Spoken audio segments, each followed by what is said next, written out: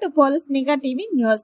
రంగారెడ్డి జిల్లా చేవెళ్ల మున్సిపాలిటీ పట్టణ కేంద్రంలో చేవెళ్ల మాజీ MLA Chevella BJP party incharge KS Ratna ఆధ్వర్యంలో స్థానిక బీజేపీ నేతలు చేవెళ్ల పట్టణ కేంద్రంలో 100 పడకల ఆసుపత్రి భవన నిర్మాణానికి రీలే నిరాహార దీక్ష నిర్వహించారు. ఈ సందర్భంగా కేఎస్ రత్న మాట్లాడుతూ గత బీఆర్ఎస్ ప్రభుత్వ పాలన నుండి నేటి కాంగ్రెస్ ప్రభుత్వ పాలన వరకు స్థానిక ఎమ్మెల్యే కాళీ యాదయ్య పరిపాలన చేవెళ్ల నియోజకవర్గ అభివృద్ధికి నోచుకోలేక వెనుకబడిందని ఆరోపించారు. కమిషన్లకు కకృతిపడి ఎమ్మెల్యే కాళీ యాదయ్య నియోజకవర్గ అభివృద్ధిని పట్టించుకోవడం లేదని ఆరోపించారు. ఇకనైనా ఎమ్మెల్యే నిద్రమత్తు వదిలి నియోజకవర్గ అభివృద్ధికి పాటు పడాలని సూచించారు.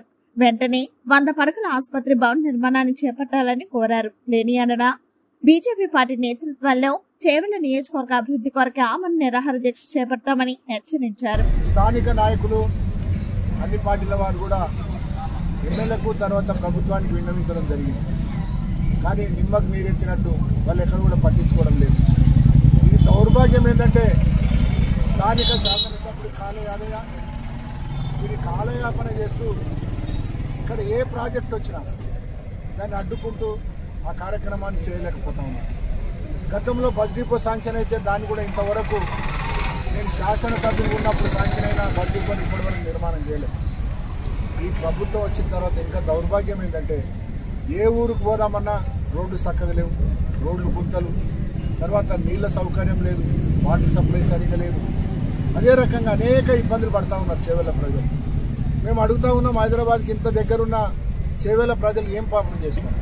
ఈ నియోజకవర్గం ఎందుకు డెవలప్ కావట్లేదు? గతంలో ఇక్కడ నుంచి మంత్రులు, శాసనసభ్యులుగా సబితా ఇంద్రారెడ్డి గారు కానీ, మహేందర్ రెడ్డి గారు కానీ వీళ్ళందరూ కూడా ఇక్కడ నుంచి ప్రాతినిధ్యం వహించిన వాళ్ళు. చేవెళ్ళని సెంటిమెంట్గా వాడుకున్నారు. చేవెళ్ళ అంటేనే సెంటిమెంటు.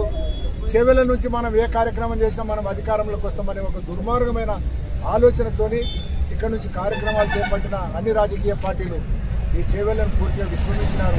చేవెళ్ళను ఎక్కడ కూడా అభివృద్ధి చేయలేదు. చేవెళ్ళకి ఎక్కడ ఏ ప్రాజెక్టు కూడా చేయలేదు.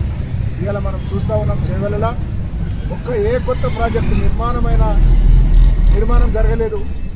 ఒక ప్రజలకు అవసరం ఉన్న ప్రాజెక్టులు రాలేదు.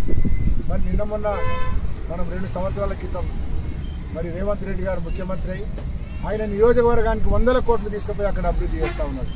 గతంలో కేసీఆర్ గారు ప్రాతినిధ్యం వహించిన సిద్దిపేటకు అదేవిధంగా చేసినారు. ఇక్కడ సీఎం గారు అదేవిధంగా చేస్తూ ఉన్నారు.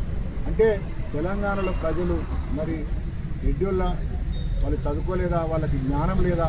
మీరు ముఖ్యమంత్రులు అయి ఉండి అన్ని ప్రాంతాలను సమాన దృష్టితో చూడవలసింది పోయి, సమానంగా అభివృద్ధి చేయవలసింది పోయి, కేవలం మీ నియోజకవర్గాలకే పరిమితమై అభివృద్ధి చేయడం ఎంతవరకు సమంజసమని మేము అడుగుతా ఉన్నాం. ఇప్పుడు మేము ఒక డిమాండ్ చేస్తూ ఉన్నాం. కాళీ యాదయ్య కానీ, ప్రభుత్వానికి కానీ, రేవంత్ రెడ్డి గారికి కానీ, ఇక్కడ నుంచి మరి ప్రసాద్ గారు కూడా ఇక్కడ నుంచి పోతారు, వారికి కూడా మేము ఒకటి అడుగుతా ఉన్నాం. 3 సంవత్సరాల కింద శాంక్షన్ అయిన ప్రాజెక్టును మీరు ఎందుకు నిర్మాణం చేయాలి? ఆ డబ్బులు ఉన్నాయా? తినేసినారా? గతంలో కూడా ప్రాణహిత చేయాలని 8,500 కోట్ల రూపాయలను మొబిలైజేషన్ కింద చేస్తే అది కూడా ఎక్కడ పోయిందో తెలియదు. అది కూడా ఉన్నాయా? తినేసినారా? తెలియదు. ఈ విధంగా మీరు అవినీతికి పాల్పడుతూ అభివృద్ధిని నిరోధిస్తూ దానికి అడ్డంగా నిలుస్తూ మీరు ఏం సాధిస్తారు, ఏం తీసుకుపోతారని మేము అడుగుతా ఉన్నాం.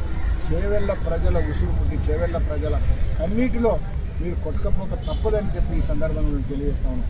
ఎందుకంటే మొన్న జరిగిన ఘోర సంఘటన అది చూస్తూ ఉంటే ఇంకా ఇప్పటికి కూడా ప్రజలు మర్చిపోలేకపోతా ఉన్నాం.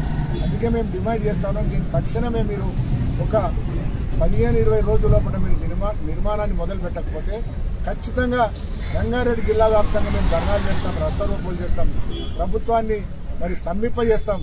అదేవిధంగా